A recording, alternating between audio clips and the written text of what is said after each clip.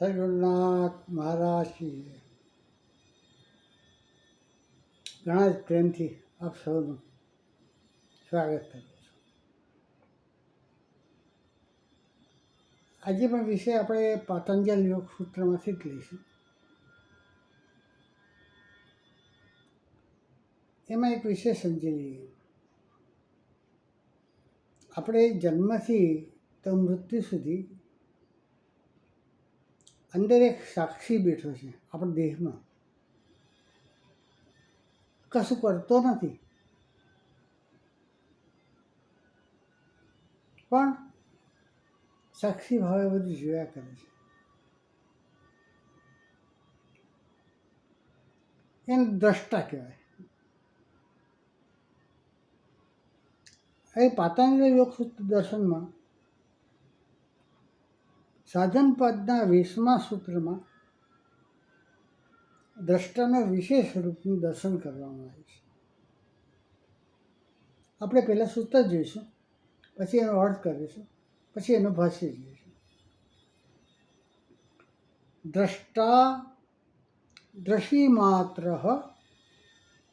શુદ્ધોપી પ્રત્યાનુપશ્ય. એનો અર્થ એવો છે કે દ્રષ્ટા પુરુષ યદ્યપિ જ્ઞાન સ્વરૂપ જ છે, માટે તે શુદ્ધ બુદ્ધિવૃત્તિના પ્રત્યય અનુસાર એ દ્રષ્ટા છે. અઘરું લાગે પણ આપણે પાસે જોઈશું, સરળ લાગશે. જેવી રીતે કે આપણી દ્રષ્ટા દ્વારા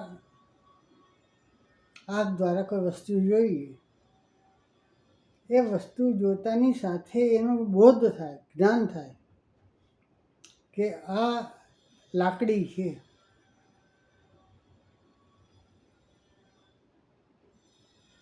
આ વાસણ છે. આમ જોઈએ ને તરત જ એને બોધ થાય, જ્ઞાન થાય.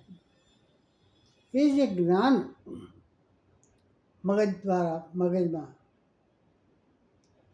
બોધ થાય,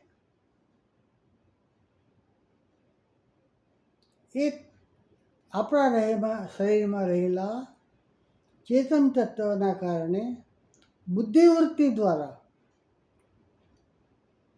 જે બોધ થાય એ દ્રષ્ટા.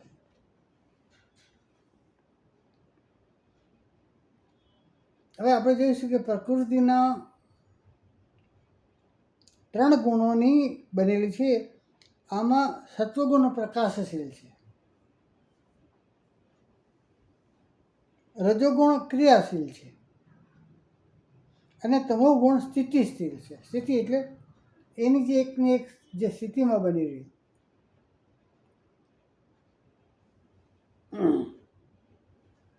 આ 3 ગુણોથી આખું એ જગત છે એ ભરેલું છે. પંચમહાભૂતનું બનેલું છે, 3 ગુણોનું બનેલું છે.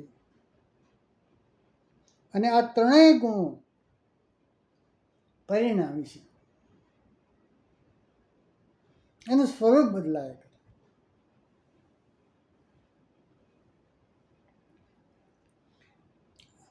હવે આ ચિત્તમાં રહીને ઇન્દ્રિયાદિ દ્વારા શબ્દાદિ વિષયરૂપી પરિણામને એ પ્રાપ્ત થાય છે.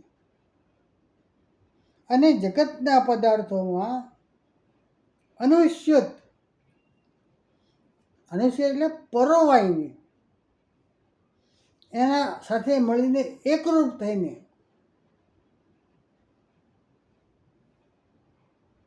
એ પરિણામને પ્રાપ્ત થાય છે. દાખલો જોઈએ તો દૂધ લઈએ. હવે દૂધની અંદર આપણે દહીં ઉમેરીએ તો એ પરિણામને પ્રાપ્ત થશે. શું થશે? દૂધમાંથી દહીં. માટીમાંથી આપણે ઘડો બનાવીએ, પરિણામે અવસ્થિત દ્રવ્યની પૂર્વધર્મની નિવૃત્તિ થઈને અન્ય ધર્મની અંદર ઉત્પત્તિ થાય. આને પરિણામ કહેવાય. પુરુષની સાથે સંયોગ અને વિયોગ ધર્મવાળા છે. જેને પણ વિવેક જ્ઞાન ઉત્પન્ન થાય એને આ ત્રણેય ગુણો પ્રકૃતિ છોડી દે છે. પરંતુ વિવેક જ્ઞાન શબ્દાદી વિષયોમાં ઉપલબ્ધ અર્થાત ભોગ સંપાદન કરાવે છે. જેને વિવેક જ્ઞાન પ્રાપ્ત થયું છે તેને જીવને એટલે પુરુષને મોક્ષ સંપાદન થાય છે.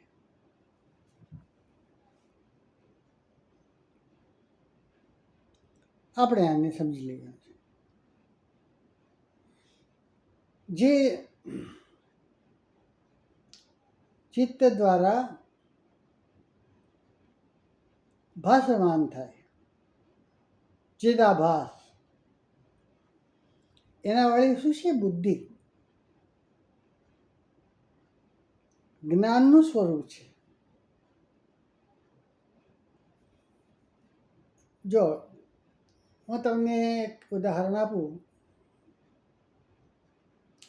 કે આ જે આપણા દેહમાં ચૈતન્ય છે, બ્રહ્મ છે, શિવ છે, એ સર્વત્ર વ્યાપ્ત છે. હું ઘણી વાર કહીશ પણ તમને આ ગળે ઉતરે નહીં. કેમ? કારણ કે એમાં જે જ્ઞાન છે મુખ્ય એની વાત કરીએ. ચૈતન્ય બધે છે તો આ જડ વસ્તુ જે દેખાય છે એ કેમ એનામાં કશું જોવાતું નથી? તો એટલા માટે કે આ જે ચિદાભાસ છે, જે આપણામાં ચૈતન્ય છે, એમાં બુદ્ધિ વૃત્તિ પ્રવૃત્ત છે. બુદ્ધિ સહિત જીવ અને બુદ્ધિ રહિત જળ. જીવ કેમ કીધો? બ્રહ્મ નથી, કારણ કે એનામાં ચિદાભાસ છે.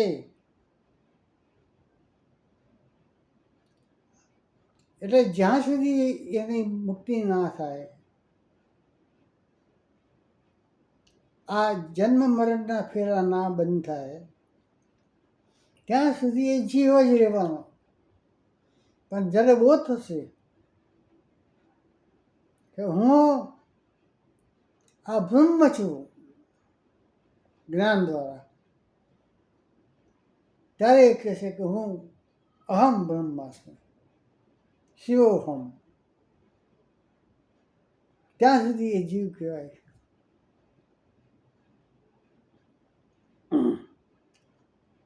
એટલે એ બ્રહ્મ ચૈતન્ય સદ્રશ ચિદાભાસ છે, દ્રષ્ટા રહેશે. કંઈ બ્રહ્મ ચૈતન્ય નહીં. જેમ બ્રહ્મ ચૈતન્ય પ્રકાશ સ્વરૂપ છે. તમે કહેશો કેવી રીતે? મારામાં ચૈતન્ય છે, જ્યાં સુધી ચૈતન્ય રહેશે ત્યાં સુધી આ દેહમાં પ્રકાશ રહેશે. જેવું ચૈતન્ય ખસી જાય ત્યારે એ મૃતદેહ કહેવાય. ધીરે ધીરે એના પરિવર્તન થાય, કાળો પડતો જાય, પ્રકાશ જતો રહ્યો. એટલે બ્રહ્મ ચૈતન્ય પ્રકાશ સ્વરૂપ છે. તેમ ચિદાભાસ પણ પ્રકાશ સ્વરૂપ છે. અને એ પ્રકાશ સ્વરૂપતાથી બ્રહ્મનું અને ચિદાભાસનું સાદૃશ્ય છે.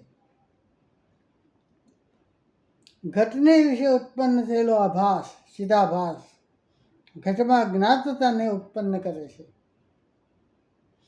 અને તે જ્ઞાતપણું ફરીથી અજ્ઞાતપણાની પેઠે બ્રહ્મ ચૈતન્ય વડે પ્રકાશ પામવાને યોગ્ય છે.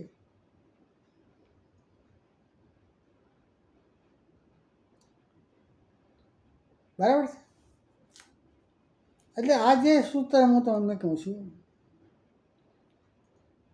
દ્રષ્ટા દ્રશી માત્ર, દ્રષ્ટા પુરુષ યદ્યપિ જ્ઞાન સ્વરૂપ જ છે, માટે એ જે દ્રષ્ટા છે તે શુદ્ધ પણ છે. હવે બુદ્ધિવૃત્તિના પ્રત્યેના અનુસાર એ દ્રષ્ટા છે. આ એક સૂત્ર છે. મને લાગે છે કે તમને આ સૂત્રનો થોડો ઘણો અંશે હું સમજાવવા માટે સફળ થયો કહીશ. કેવો લાગ્યો વિડીયો? લાઈક કરજો, અને બીજા નવા નવા વિડીયો આવશે એમાં તમારે કયો જોઈએ છે એવો પણ એ અંદર કમેન્ટ્સમાં લખજો. સદગુરુનાથ મહારાજ.